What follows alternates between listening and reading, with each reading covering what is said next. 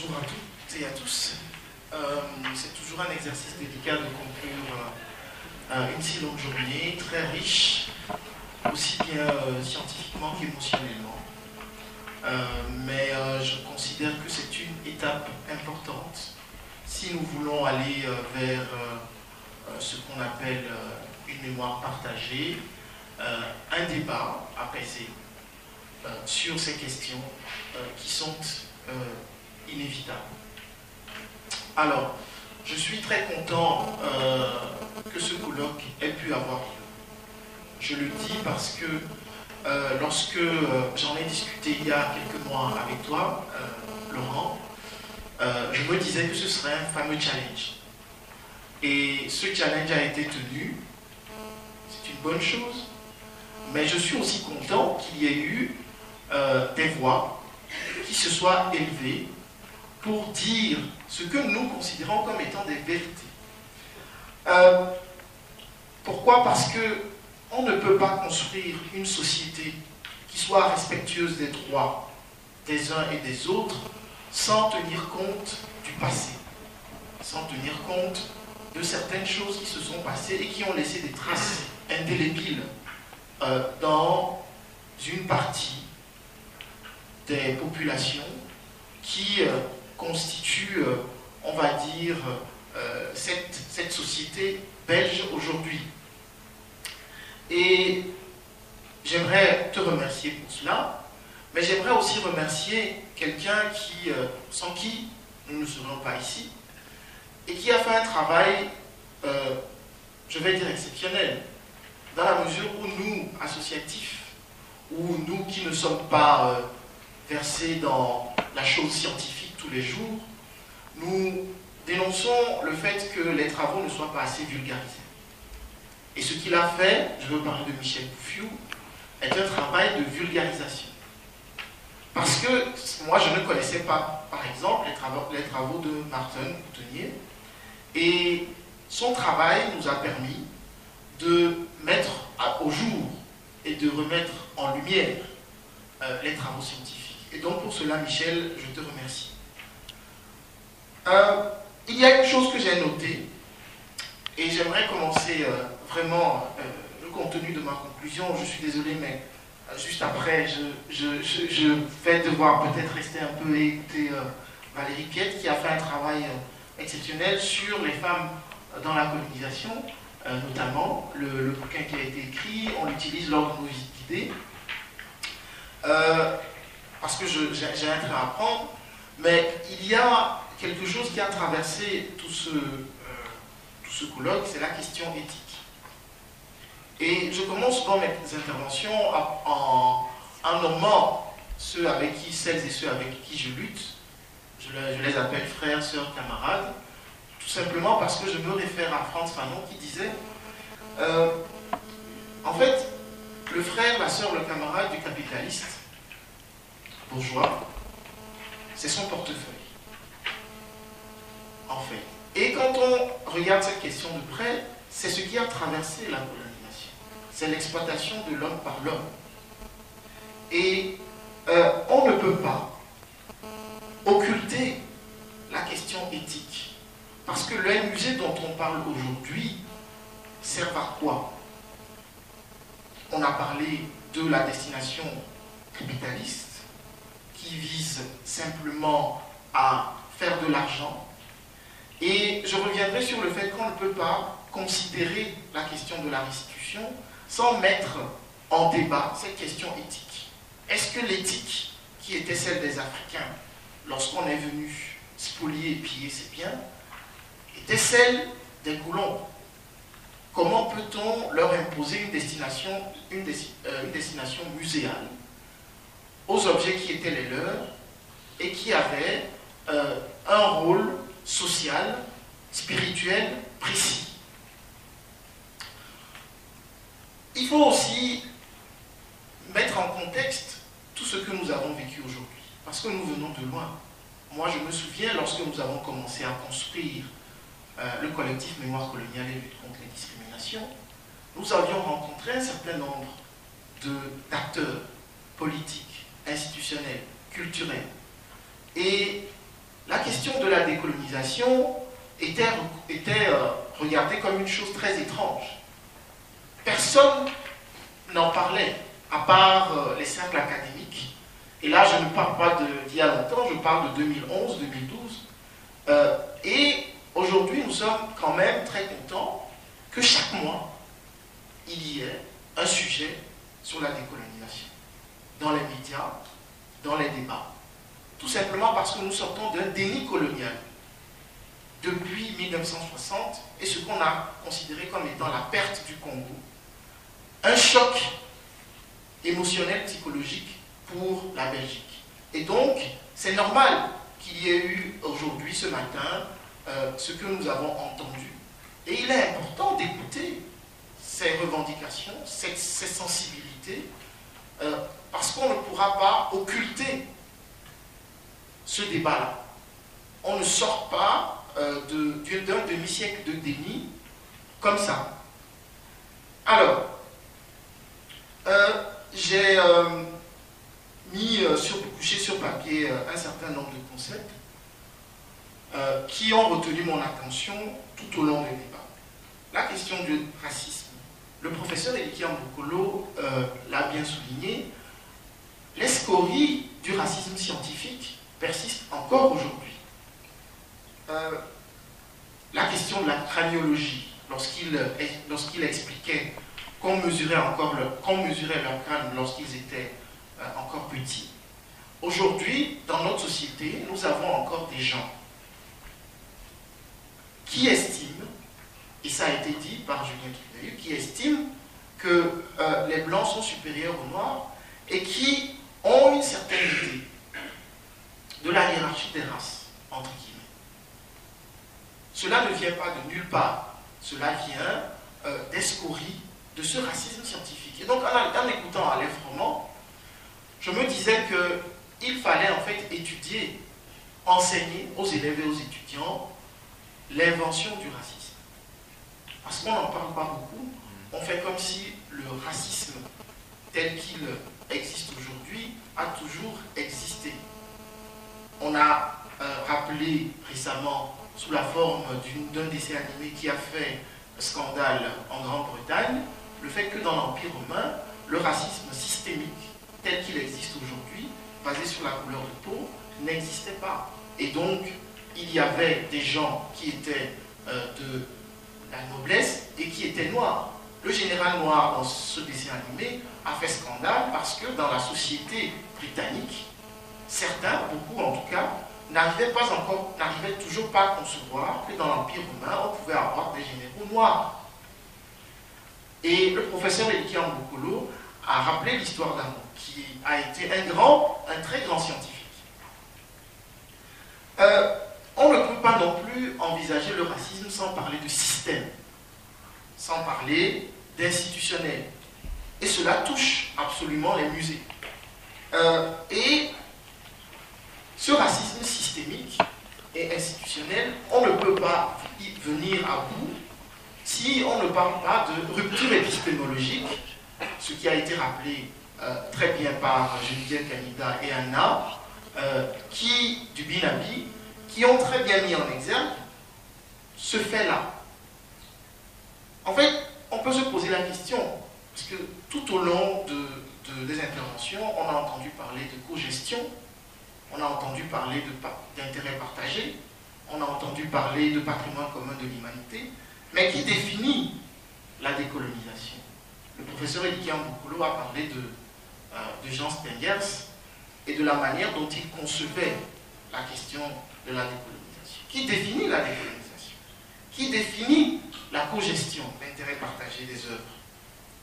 Qui attribue à ces œuvres le statut de patrimoine commun de l'humanité? Comment se fait-il que c'est au moment où on demande la restitution que dans des initiatives législatives au musée, subitement on parle de patrimoine commun de l'humanité? Des biens qui ont été spoliés, pillés, et dont on ne veut pas reconnaître la propriété aux vrais propriétaires, tout d'un coup on nous sort le statut de patrimoine commun de l'humanité. Et donc on arrive au concept de rapport de pouvoir rapport de force. D'où viennent ces définitions? Ces définitions viennent du lieu où a été inventé le racisme systémique et institutionnel. C'est de là qu'on impose les définitions à celles et ceux qu'on a spoliés, qu'on a violentés, qu'on a massacrés.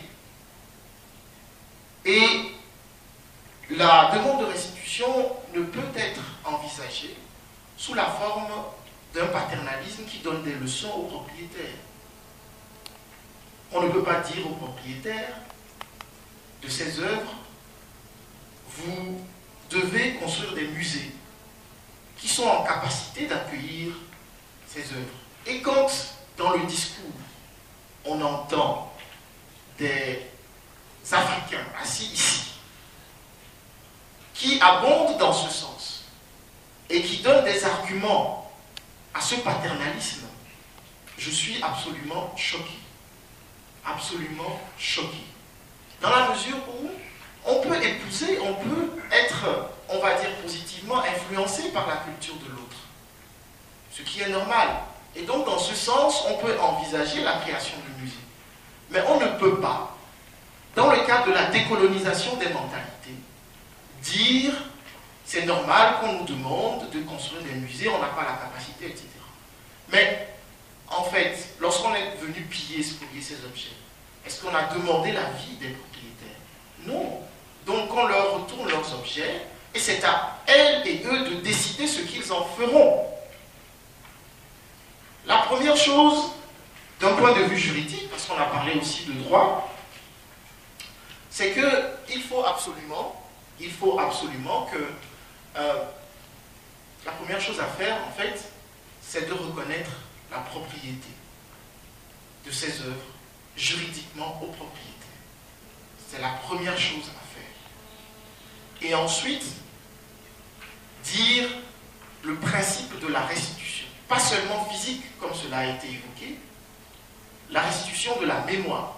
Et cela suppose, comme Michel Bouffiou l'a dit, un débat. Pas un débat plic-ploc en réaction au rapport de l'ONU, en réaction à un scandale au Pukkelpop, le racisme au Pukkelpop, en réaction à Cécile Djounga, dont on a attendu que sa vidéo fasse 500 000 vues avant que la RTBF n'intervienne. Le débat sur la décolonisation par réaction n'est pas une bonne idée. Et donc j'espère qu'à la suite de ce colloque, il y en aura d'autres qui vont permettre que le débat universitaire, le débat scolaire puisse être permanent et non par à-coup. Concernant les restitutions, c'est assez étrange que Richard Miller, député MR, court derrière les restitutions napoléoniennes. Il exige que les tableaux qui ont été spoliés par les tableaux belges qui ont été spoliés par Napoléon soient rendus. Mais dans le même temps, il faut rappeler la position du MR sur la restitution. Ce sont des gens qui ne veulent pas de la restitution.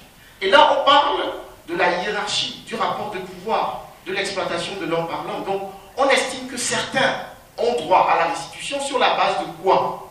Moi, j'estime que dans les mentalités, il y a encore le fait qu'on estime que certains, de par leur essence, ont le droit à la restitution et pas les autres. Ça, c'est clair. Et il y a aussi, dans le même ordre d'idée, la question de la comparaison avec les nazis. Je tire vers la fin. La comparaison avec les nazis. Comment se fait-il que ce soit les lieux où on définit le racisme, qu'on peut dire, en fait, on peut restituer aux Juifs un certain nombre de choses et on peut avoir une démarche, comme l'Allemagne le fait, mais en Allemagne, la même procédure n'est pas appliquée pour les Herero et les Namas, à qui on a reconnu le statut de génocidé. C'est le même schéma qu'on retrouve ici. Et sur le plan juridique, je finis par dire qu'il faut mettre fin au statut de l'inhabilité, qu'a mis en exergue le rapport Savoir-Sarr, qui a demandé que ce statut qui empêche juridiquement, parce que ces lois ont été définies après coup, juridiquement la restitution, il faut y mettre fin. Et je terminerai par les initiatives politiques. Il faut éviter les récupérations, les instrumentalisations, de tout parti, de tous. Et donc, nous arrivons à l'approche d'élections et on a une floraison d'initiatives législatives qui demandent beaucoup de choses, alors qu'il y en avait depuis 2014, je rappelle. Notamment l'initiative de Zoé Genot et d'autres des progressistes qu'on retrouve dans d'autres partis également. Moi, je voulais dire que on ne peut pas séparer, par exemple, la question de la restitution de la question du cadre général de la responsabilité de la Belgique. Donc, on ne peut pas aujourd'hui, à l'approche d'élections, demander la restitution, introduire dans les parlements des initiatives législatives qui se limitent à la restitution. Lorsque le CGS a travaillé sur les Juifs, c'était un travail global. Et c'est ce travail global qui doit être mené. Je ne comprends pas qu'on puisse demander la création de deux groupes d'experts différents qui vont travailler sur deux questions différentes. Ces deux questions doivent être liées. Il ne faut pas, politiquement, des décisions au coup par coup à la petite semaine. C'est d'une décolonisation politique, économique, sociale et culturelle systémique dont on a besoin. Et enfin, dans l'enseignement, il ne faut pas oublier la question des femmes afro-descendantes. On l'oublie très souvent, la question de la décolonisation du féminisme. Et cette question doit être inclue dans l'enseignement. Et nous demandons un enseignement qui aille de la maternelle à l'université. Nous avons écrit une lettre ouverte à la ministre qui a fait du recyclage de la propagande coloniale et qui enseigne, qui demande qu'on enseigne des valeurs à géométrie variable. Parce que dans le référentiel tel qu'il a été conçu dans la réforme de l'histoire coloniale, il faut savoir qu'un seul exemple, il faut savoir que on dit du nazisme que c'est une dictature, mais le colonialisme, on ne le dit pas. C'est comme si on disait aux Congolaises et aux Congolais, vous avez voté pour que Léopold II soit votre chef d'État. Donc, à l'ULB de prendre ses responsabilités avec les autres universités, une chaire d'histoire africaine, l'enseignement obligatoire dans les universités, le professeur Ediki Ambokolo est là, et l'histoire générale de l'UNESCO est un très bon outil, un pôle Black Studies, et l'ULB doit être proactive dans l'éducation historique anthropologique des associations culturelles qui charrient un certain nombre de stéréotypes, le blackface vis-à-vis des autres cercles étudiants. Et l'ULB doit être proactive dans la restitution des restes humains. Faut-il attendre un cadre fixé par les politiques? Pourquoi, par exemple, chaque semaine on a une floraison de cartes blanches? Pourquoi l'ULB et les autres universités ne pourraient-elles pas écrire une carte blanche pour mettre la pression sur les politiques pour obtenir ce cadre? Et ce qui est fait pour nous sans nous est fait contre nous, cela a été rappelé. Le dialogue, le respect. Le dialogue et le respect dans les liens avec les associations estudiantiles, mais aussi les représentants et descendants de propriétaires de ces crânes qui a été rappelé par Alexandre Chevalier, et les relations des universités donc avec les mouvements décoloniaux. Voilà ce que j'ai retenu de cette journée. J'espère qu'elle ne sera pas la dernière et qu'on pourra tous ensemble, comme je l'ai fait avec Laurent, comme on l'a fait avec Michel et avec Ludo Dobit à l'époque de l'affaire Lumumba, faire avancer cette société dans le dialogue, dans le respect et dans une certaine cohésion sociale. Merci à toutes et à tous.